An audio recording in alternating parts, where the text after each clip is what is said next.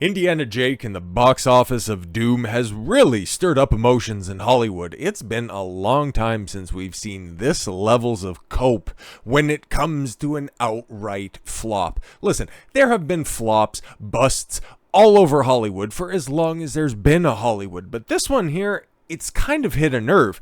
I don't necessarily know specifically why Indiana Jones is the flashpoint to this, because things have faltered in the past and then they've recovered. You know, they had, for the past couple of years, they had the smoke screen of, oh, not everything's back since the pandemic and we have all of these kind of half streaming, half theater releases that are out there, and oh, that's somehow going to make a big difference. It's like, okay, I don't quite think that the industry is dead the way that some other people will paint it.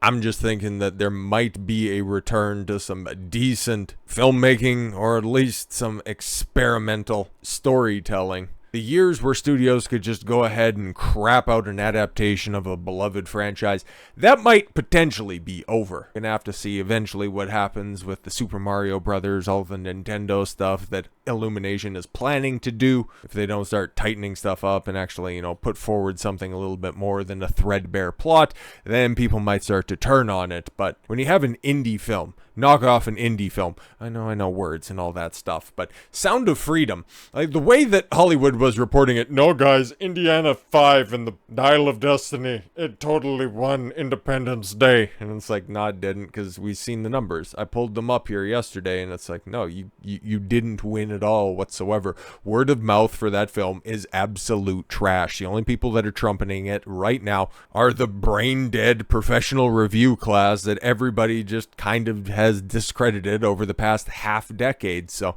when your shills no longer work for you, well, guess what? Time's up, guys. Now you're gonna have to stand on the strengths of your story, and spoiler, you ain't got them. You ain't got it. But you know who does? The guys that are hungry for success. The people that, hey, get this one, want to actually tell a story instead of just try to further a franchise. Weird concept, right?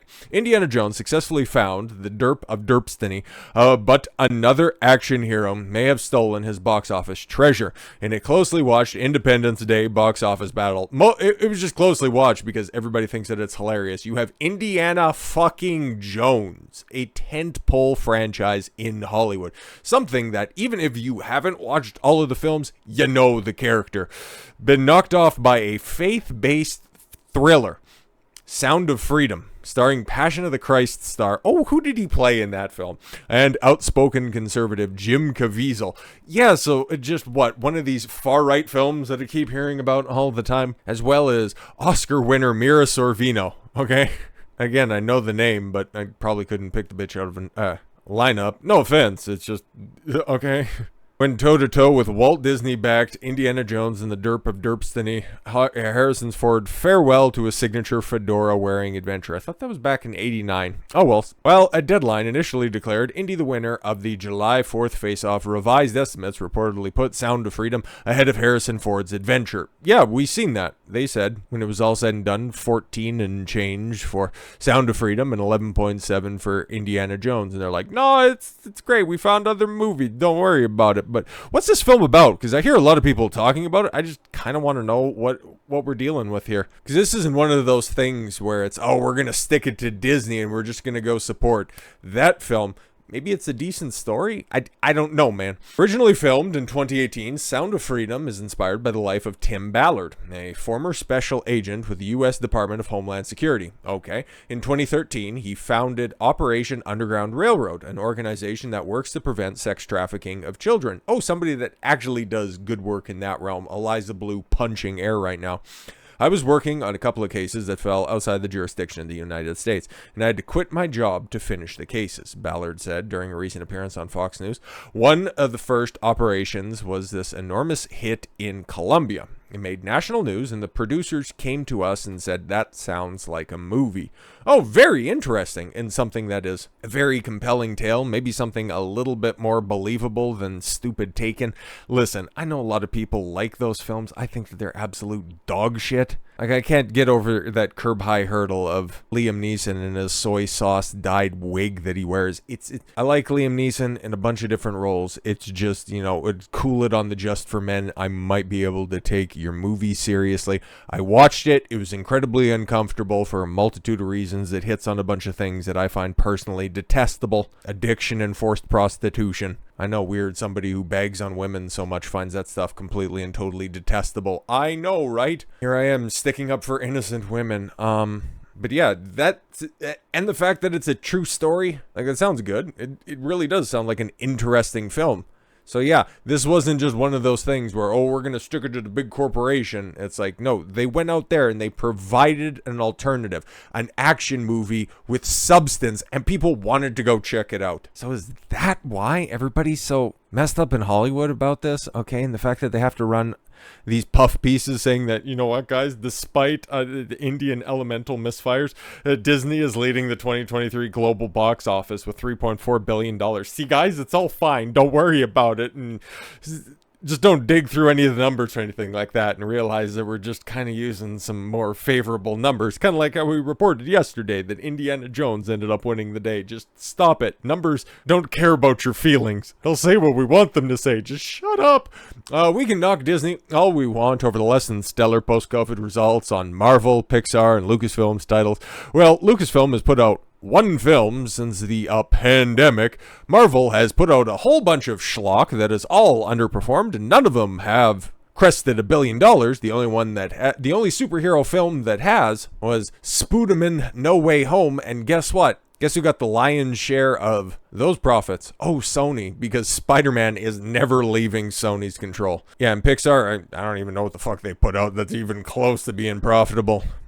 But the fact of the matter is the brands are still delivering, making the theatrical motion picture studio a continued box office leader with $3.4 billion worldwide. Okay, is that total? Is that box office sales? Because there's going to be some very interesting numbers to piece out from that, because then you got to pay the theaters, and you got to pay taxes on that shit, and then you got to divvy it up to everybody else. So yeah, that $3.4 billion looks incredibly good from January 1st to July 2nd. But you've already fired your biggest rounds, and this is all that you've come up with? Universal still gets to drop Mission Impossible in a couple weeks' time. Universal, Paramount, same company, I think. So, I don't know, man. That breaks out to $1.35 billion domestic, $2.05 billion abroad, and this is off of, 7 theatrical releases so far in 2023.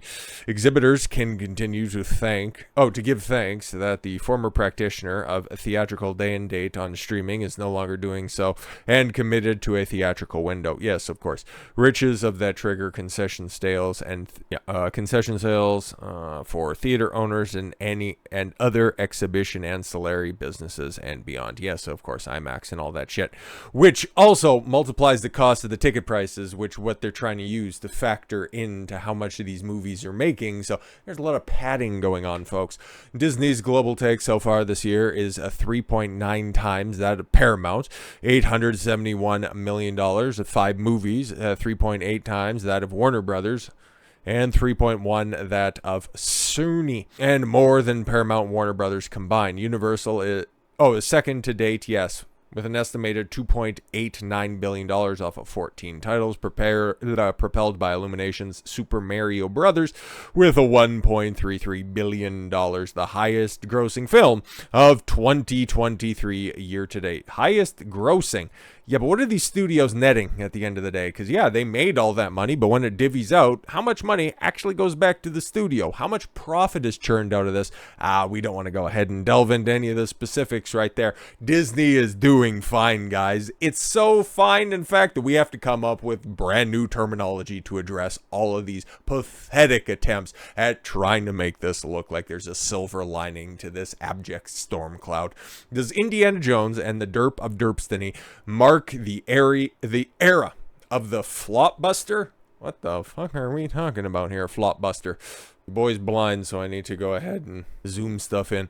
The latest Indiana Jones, The Flash, and Elemental have been disappointing at the box office. Does that mean that Hollywood is in crisis? Asked Nicholas Barber. Who are you? Indiana Jones might be able to unearth the Ark of the Covenant, but can he fill cinemas? No. No, you can see by the thumbnail. Ain't nobody checking that stuff out. That picture right there is from the actual opening night in one theater. Nobody wants to see this. I'm waiting for this drop off. I'm waiting with bated breath to just see how terrible the week-on-week drop is for Indy. Apparently not. 15 years on from Indiana Jones and the Kingdom of the Crystal Skull, Harrison Ford's whip-cracking archaeologist is back in Indiana Jones and the Dial of Dysentery, but so far, audiences haven't come back with him. The film made $130 million at the global box office on its opening long weekend. Which may sound impressive, but it's actually underwhelming. Rebecca Rubin wrote in Variety, "This is," she pointed out, "one of the most expensive movies ever." Yes, $300 million before marketing. It is also unlikely to make a profit in cinemas. Yeah, it's very unlikely to even make back its fucking budget. Yo. Anthony D. Elisario at Deadline went further. It was, he said, a disastrous result. It's on pace right now because it's not going to make another $130 million in its entire run. It's going to get pushed out of theaters as better films, more profitable films, more likable films continue. The biggest question is going to be, is it going to make as much money as the live action Little Mermaid remake? Is it going to get to $500 million? No. Probably not. Is it going to get to 400? Maybe. Is it going to get to 3?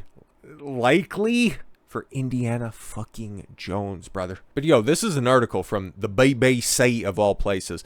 They're saying that Mission Impossible 7 is ideal escapism, so exactly what people used to go and watch Indiana Jones for. Interesting. The new Indiana Jones is like fan fiction. Ugh. The film's too bad for the cinema. Yo. The sad fact is that the Dialysis of Destiny didn't deserve to do any better. The film is a dour, dreary, and largely pointless rehash of Indy's other escapades. And as somebody pointed out in the comment section of one of the videos in the past few days, they liked the description of Misery Simulator, which for about 2.5 hours, that's all the reports are out there. It's like, Jesus Christ, that's fucking dour, okay? They might as well have just broken both of Indy's legs because, Christ almighty, his son's dead, his marriage is busted, he's been forced to retire from his job, nobody cares about him anymore, and he's resigned to die. The only thing that he has left in life is he has to go back through time in order to save Hitler. He's got a dour existence, ladies and gentlemen. But he wasn't the only hero to fall short last weekend. According to Ruben, DC's beleaguered superhero blockbuster, The Flourish, had an embarrassing showing. Yeah, that shit is just fucking failing in, well, I guess in fast forward, really. For as much astroturfing as that film had, oh yeah, it's the best superhero film that DC's ever put out. Meanwhile, the Dark Knight trilogy is over there going, fucking blind? Jesus! There was 3 of them. Nobody's gonna get that reference, but it popped me. And no, that film is getting taken out of theaters in like not even a month. What are we, like 2 or 3 weeks on from that thing being released? And every single account of that is it's just such a mishmash of scenes. It makes 0 sense, which is also an apt description for what it's doing at the box office specifically. It underperformed even lowered expectations. Sound familiar, Indy? And then yeah, had that legendary 77% week 1 to week 2 drop off. Might see a repeat of that, unless of course Disney can go ahead and stuff the coffers over the weekend. Hey, take a look at all of these empty seats, but they're purchased. By who? Overall, Ruben said the summer has so far had a series of underwhelming tentpoles. Yeah, because we're at the end of a trend cycle. Let's call it exactly what it is. And DC kind of shot themselves in the foot by saying that, yeah, we still have this slate of films that are going to come out. Like we got Shazam 2, we got The Flourish. I know this might sound redundant. We have Aquaman 2. You know, Amber Heard's going to be in it, so that thing's going to do absolutely... That could very well make, you know, $1,200 at the box office. Like, it's definitely going to make numbers. But DC's already, you know...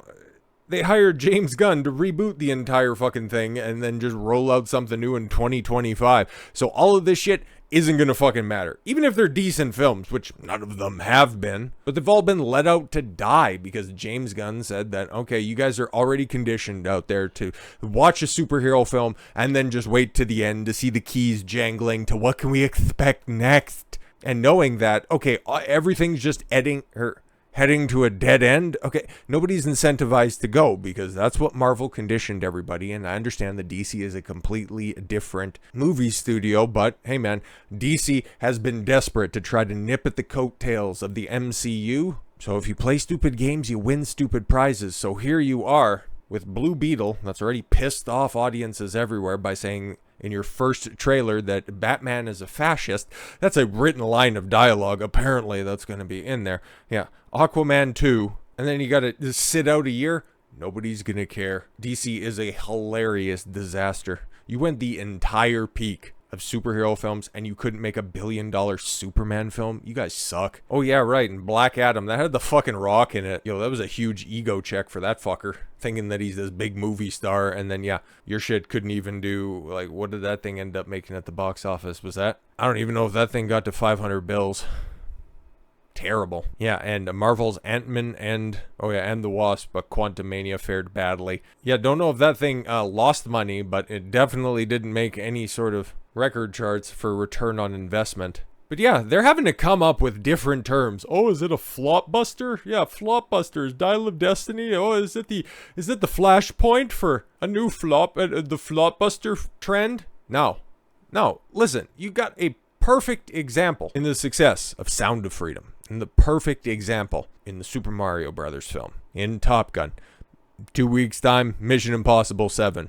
You can continue to make franchise films. You can continue to make adaptions. Just stop insulting your audience. Stop treating them like brain-dead idiots that you can proselytize to. People are finally waking up when it comes to these overtly heavy-handed political messaging by just trying to infuse the girl boss, directly hating on men. Perfect example of this is Bud Light trying to reboot their entire marketing campaign by just shitting on men again, and everybody pointing that out. We're tired of this shit. We're showing you at the box office, and it doesn't matter how much flowery language you want to put around it. The answer is simple. Will you listen? Chances are probably not, but it's going to be fun because there's going to be opportunities, like with the Sound of Freedom, for good stuff to be made and for those big shitty companies to lose a hell of a lot of money. So we'll be here to dissect it when it does happen. So with all that said, thank you all very much for the gift of your time. I've been Don Consuelo. I want you to follow your gut and get after it. Take care, everyone.